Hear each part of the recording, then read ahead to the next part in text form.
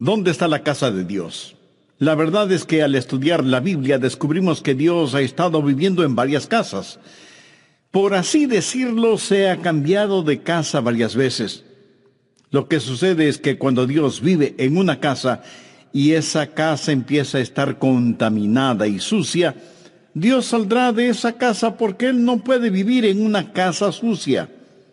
Pudiera ser que nosotros nos acostumbremos a vivir en una casa sucia, pero no Dios.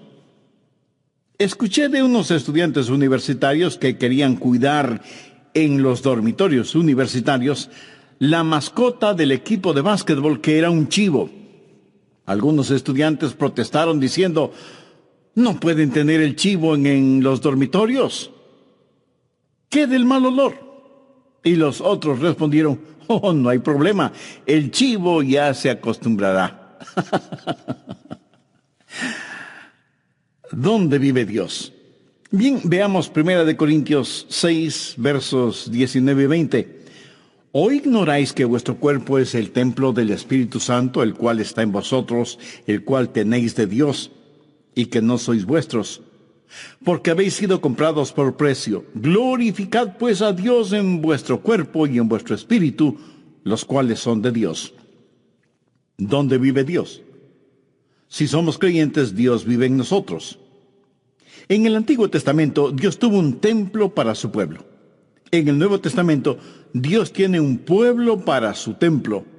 Dios vive en nosotros y nuestro corazón es su residencia real. Dios ha vivido en varias casas y ha salido de ellas. Por ejemplo, la primera casa en la cual Dios vivió fue un hombre llamado Adán. La Biblia dice en Génesis 2:7, entonces Jehová, Dios, formó al hombre del polvo de la tierra y sopló en su nariz aliento de vida, y fue el hombre un ser viviente. ¿Qué es el hombre? El hombre es cuerpo, alma y espíritu. Dios hizo el cuerpo del hombre del polvo de la tierra. Dios sopló en la nariz del hombre el aliento de vida, y eso es el Espíritu de Dios. Y el hombre vino a ser un alma viviente. Por favor, anote al margen 1 Tesalonicenses 5:23. Y el mismo Dios de paz os santifique por completo, y todo vuestro ser, espíritu, alma y cuerpo, sea guardado irreprensible para la venida de nuestro Señor Jesucristo. Fiel es el que os llama, el cual también lo hará. Usted y yo tenemos un cuerpo. Esto es piel, pelo, huesos, músculos, venas, nervios, hígado, pulmones, etc. Eso es nuestro cuerpo. Y con este cuerpo tenemos vida física y estamos en contacto con el mundo físico. Pero la Biblia también dice que tenemos un alma. Ahora, ¿qué es el alma? La palabra griega para alma es psique, que es la palabra raíz de donde tenemos palabras como psicología, psiquiatría, etc. El alma es la parte emocional de cada uno de nosotros, la porción cognitiva que vive en nuestro cuerpo.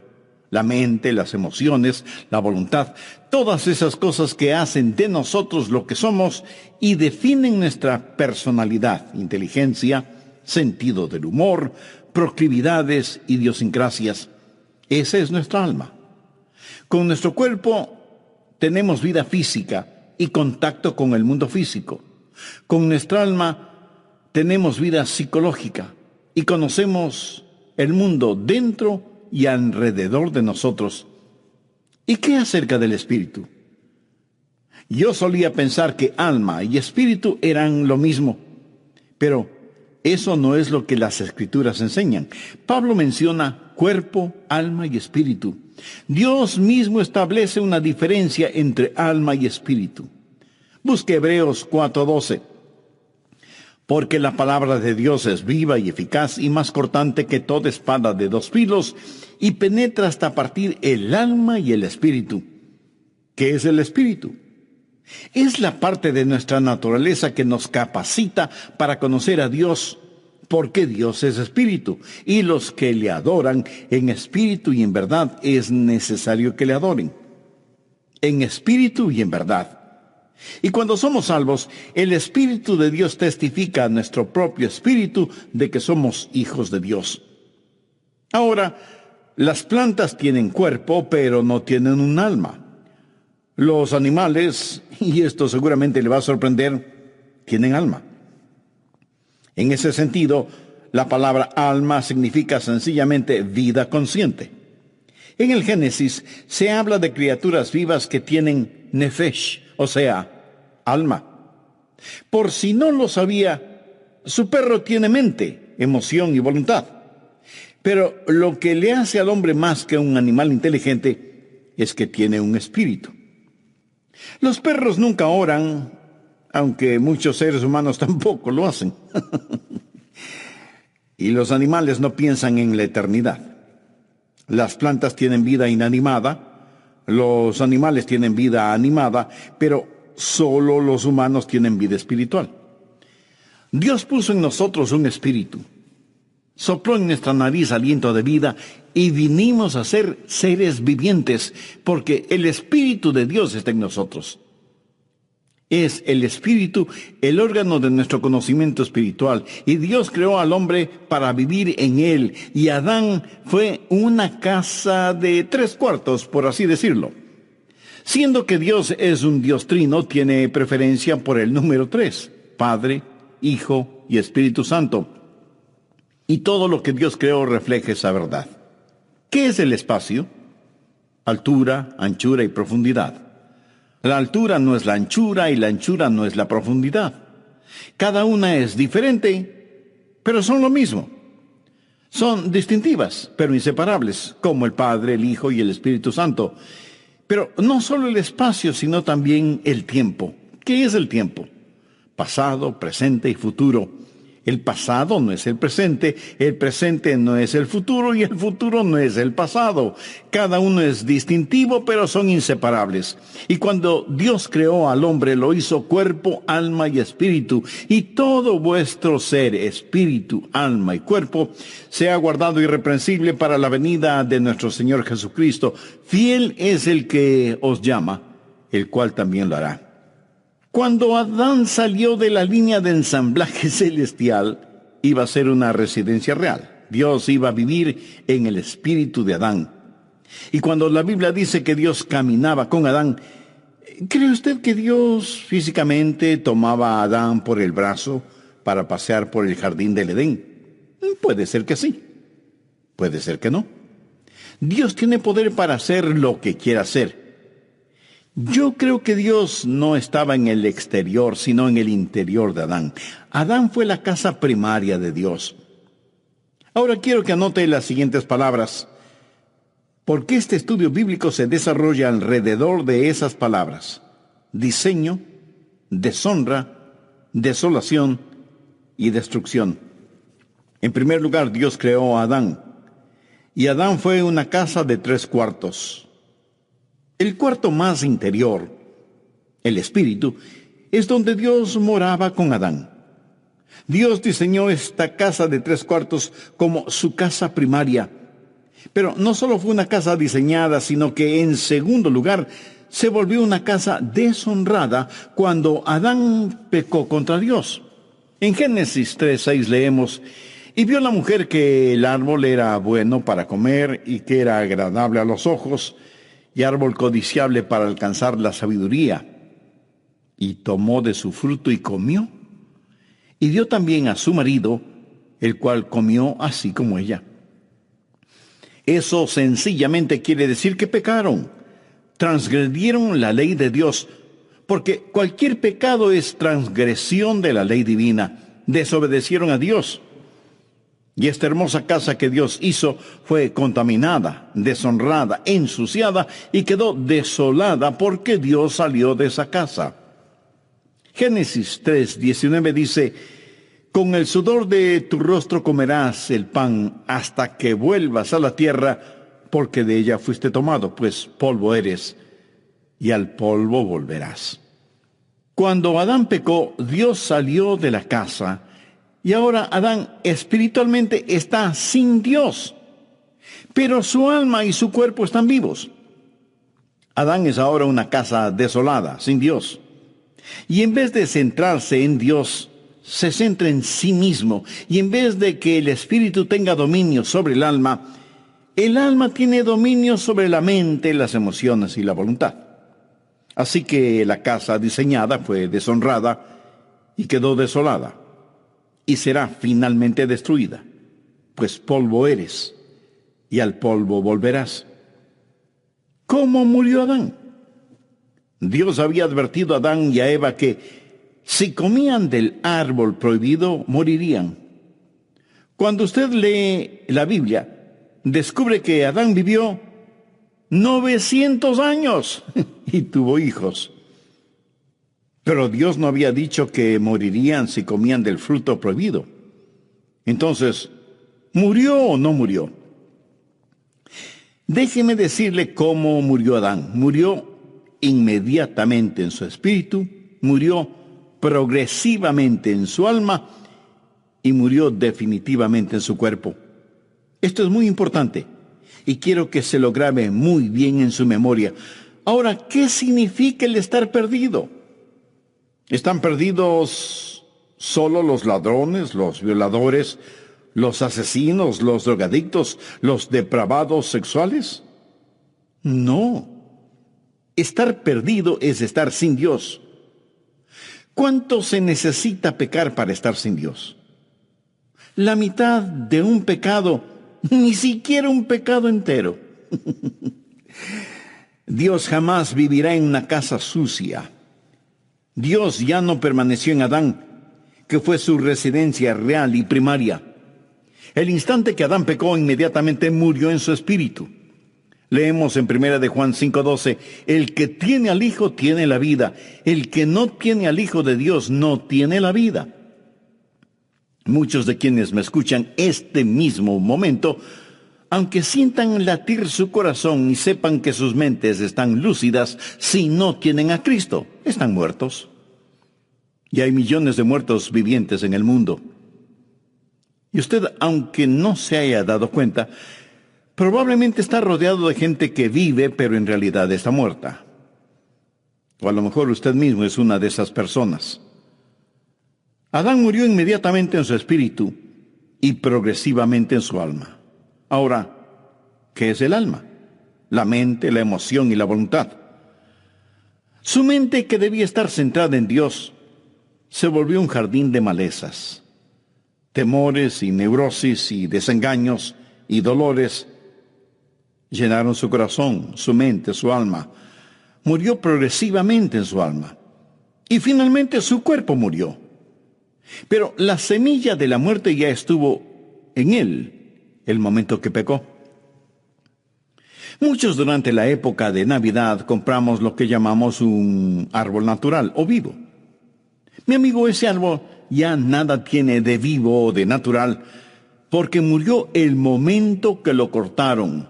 Y si está muerto ya no es natural porque carece de vida.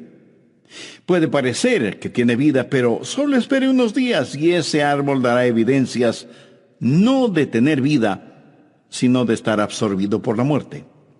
Hay personas que van a las iglesias bien decoraditas, lucen atractivas y frescas, pero están separadas de la vida de Dios.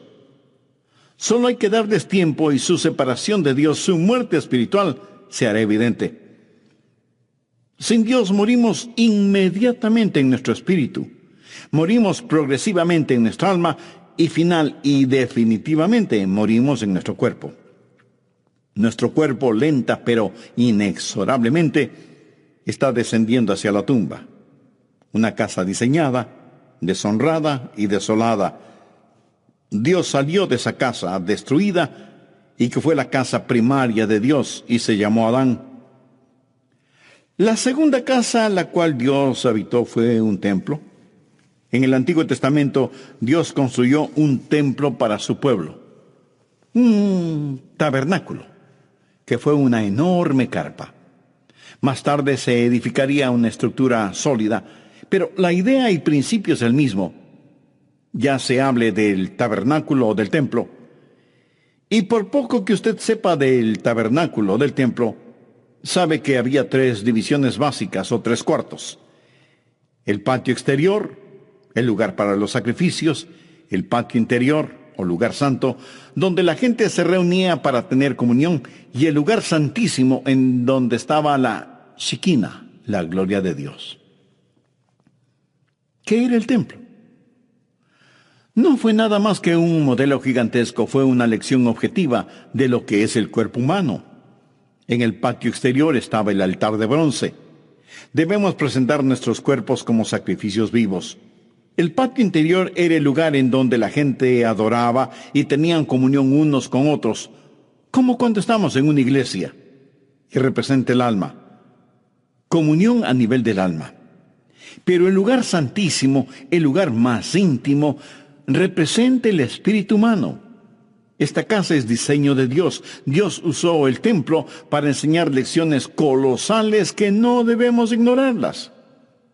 En primer lugar, una casa es diseñada, un templo de 3 habitaciones, y Dios dijo, hacedlo de acuerdo al diseño que te he dado, porque es una lección.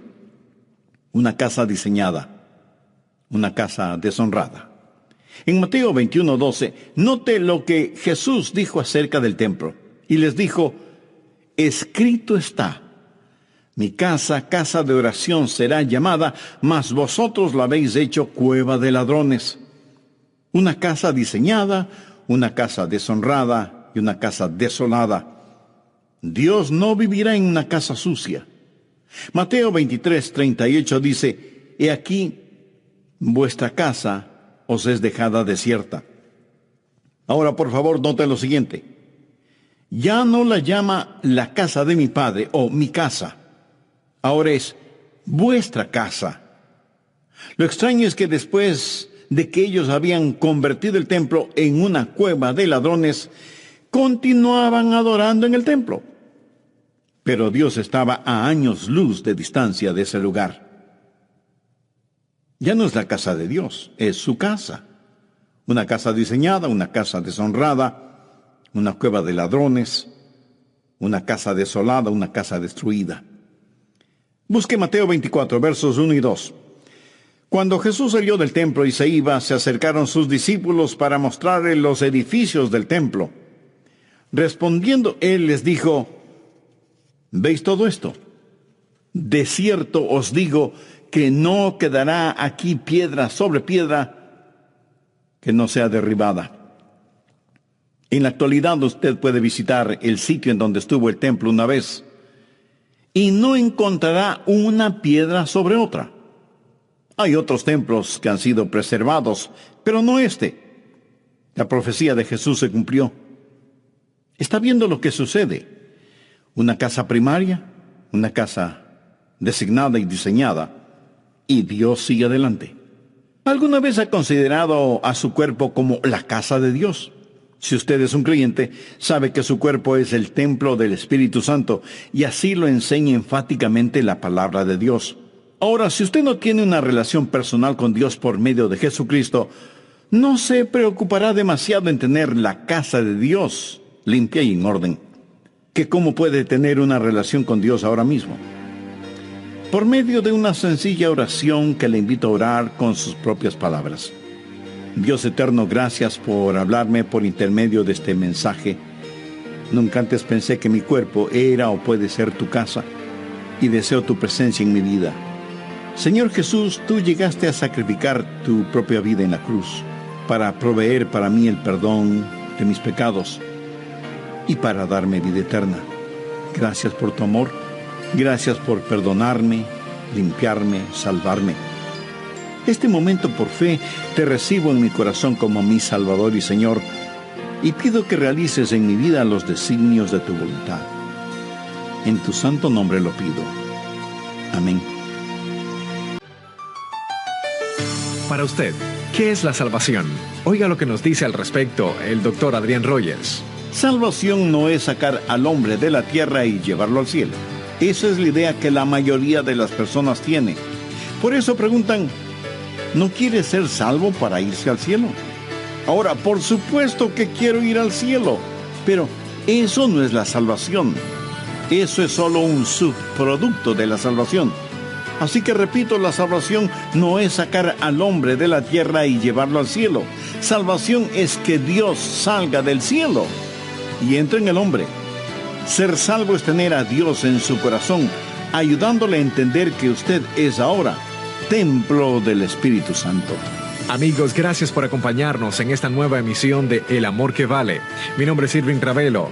Sabe que la mayoría de las personas religiosas quieren ir al cielo, pero no necesariamente cumpliendo con los requisitos de Dios, sino por su propio esfuerzo.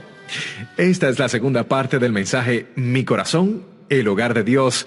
Ahora les presentamos a el doctor Adrián Rogers en la voz del pastor Lenín de Llanón. La tercera casa que Dios habitó es lo que llamo la casa perfecta de Dios. ¿Cuál fue esa casa perfecta? El mismo Señor Jesucristo. En Juan capítulo 2, versos del 19 al 21, note lo que Jesús dijo acerca de él mismo. Respondió Jesús y les dijo: destruid este templo, y en 3 días lo levantaré.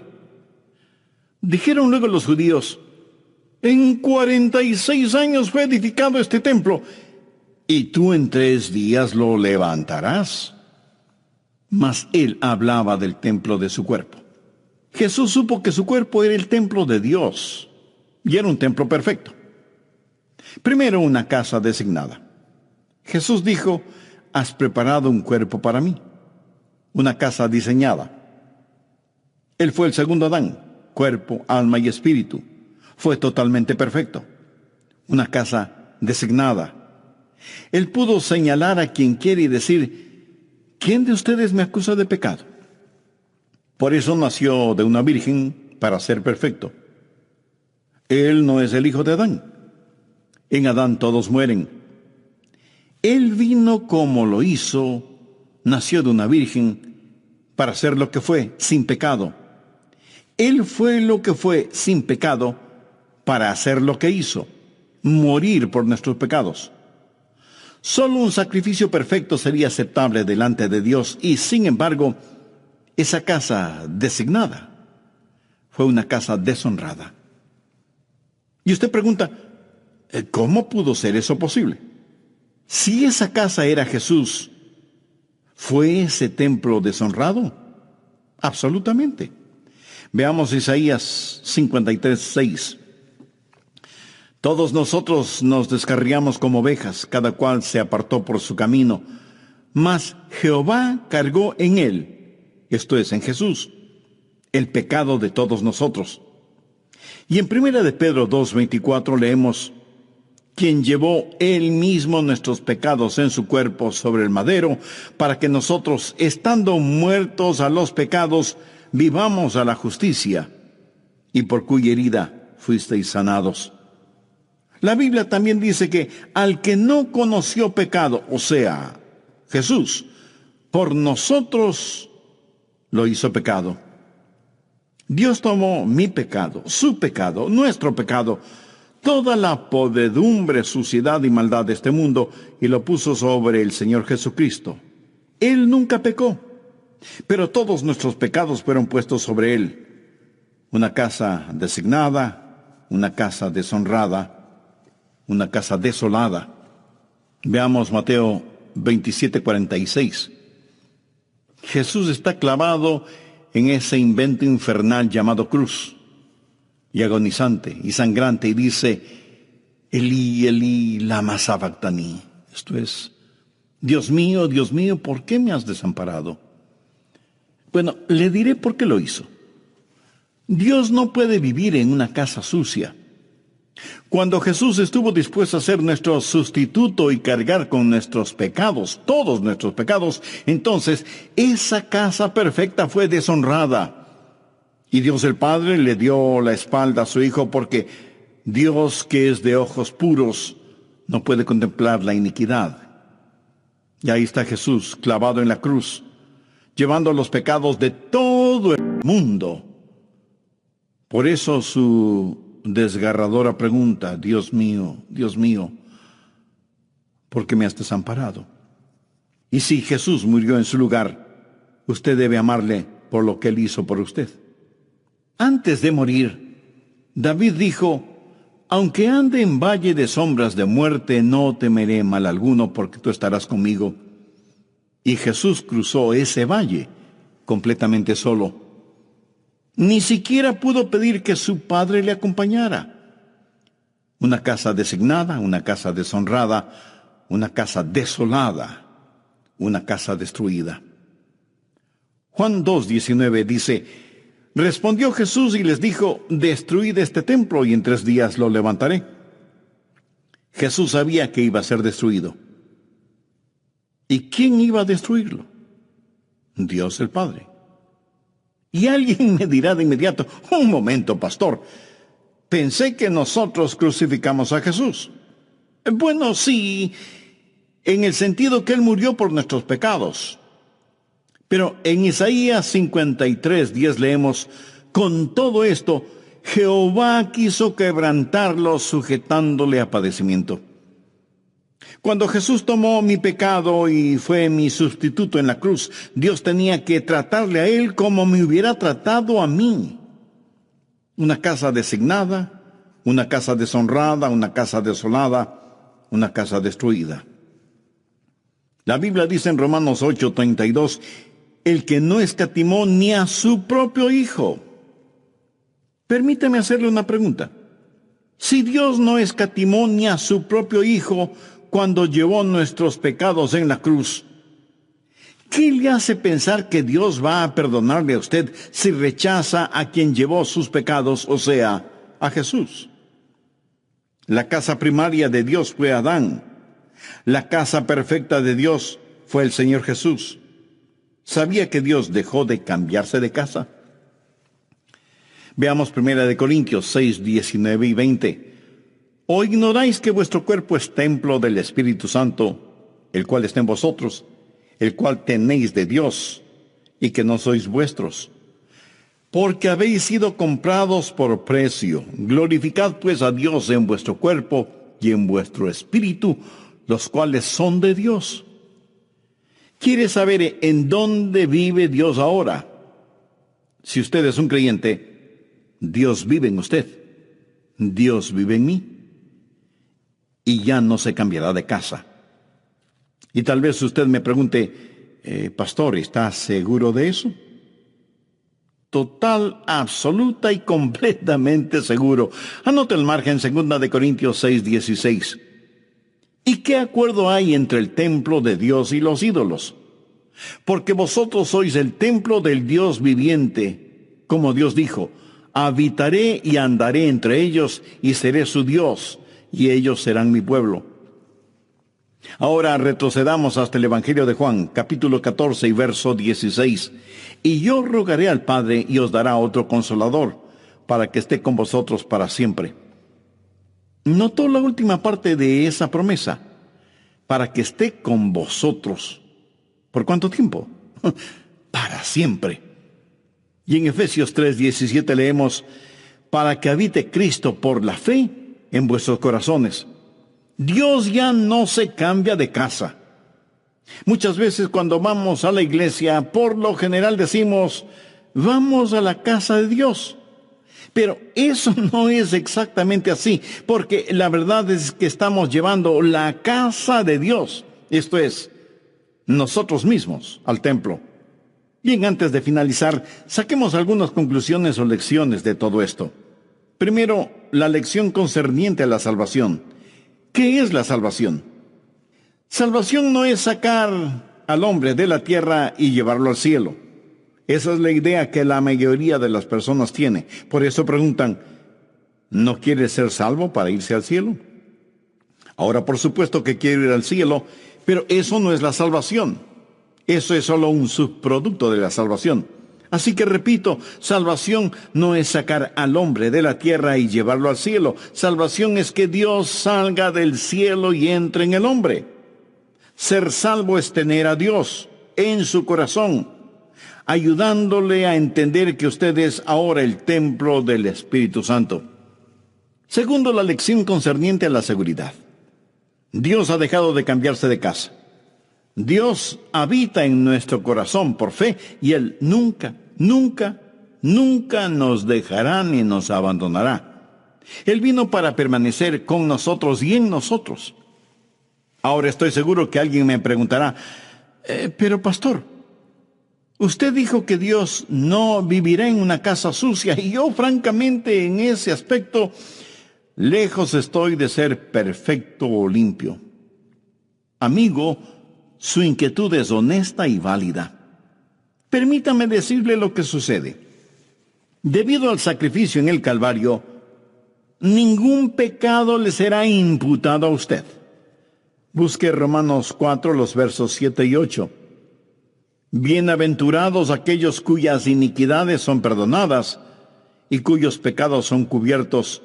Bienaventurado el varón a quien el Señor no inculpa de pecado. Si Dios tuviera que poner a un medio pecado en su hoja de vida, él tendría que cambiarse de casa. Pero no le inculpa a usted de pecado porque ya le perdonó. Entonces, ¿qué sucede si usted vuelve a pecar? Que Dios tendrá que disciplinarle, tendrá que castigarle.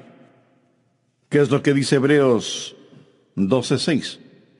Porque el Señor al que ama disciplina y azota a todo el que recibe por hijo. Algunas personas no creen en la eterna seguridad del creyente. Piensan que usted puede salvarse y perderse, salvarse y perderse. Y si usted cree semejante cosa, se volverá en un neurótico espiritual. Algunos dicen, oh, yo creo en la seguridad y creeré absolutamente en ella cuando llegue al cielo. Otros piensan, cuando súbitamente dé el gran salto hacia el cielo, cerraré las puertas celestiales detrás de mí y diré, vaya, ahora estoy a salvo. Bien, pero espere un minuto. Recuerde que ángeles cayeron del cielo.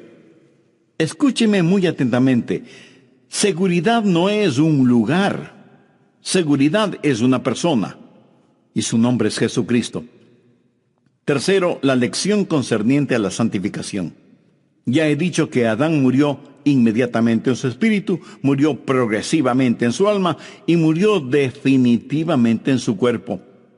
Ahora, cuando usted se salva, Dios pone todo esto al revés, porque cuando se salva usted es justificado inmediatamente en su espíritu. La Biblia habla del espíritu del hombre justo, hecho perfecto. Usted es justificado inmediatamente. El momento en que usted le dice sí a Jesucristo, ese mismo instante es justificado en su espíritu y cada pecado, cada mancha, cada arruga es enterrado en la tumba del olvido de Dios. Y no solo que es justificado inmediatamente en su espíritu, sino que es santificado progresivamente en su alma. Adán murió progresivamente en su alma, pero usted es santificado progresivamente en su alma.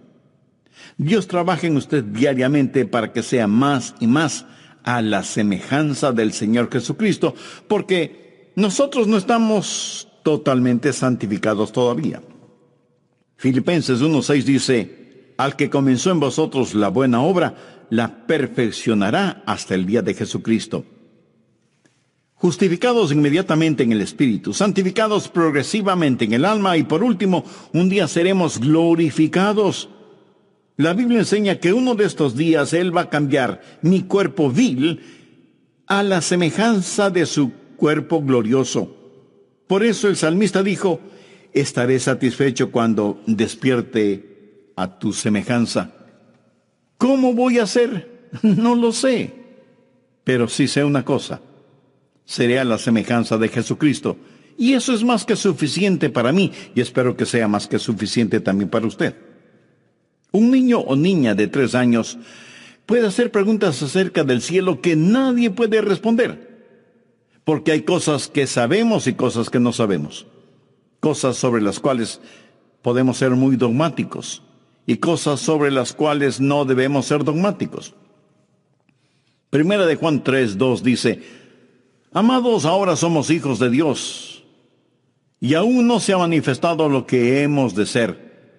Pero sabemos que cuando Él se manifieste, seremos semejantes a Él, porque le veremos tal como Él es. Seremos hechos a la semejanza del Señor Jesucristo.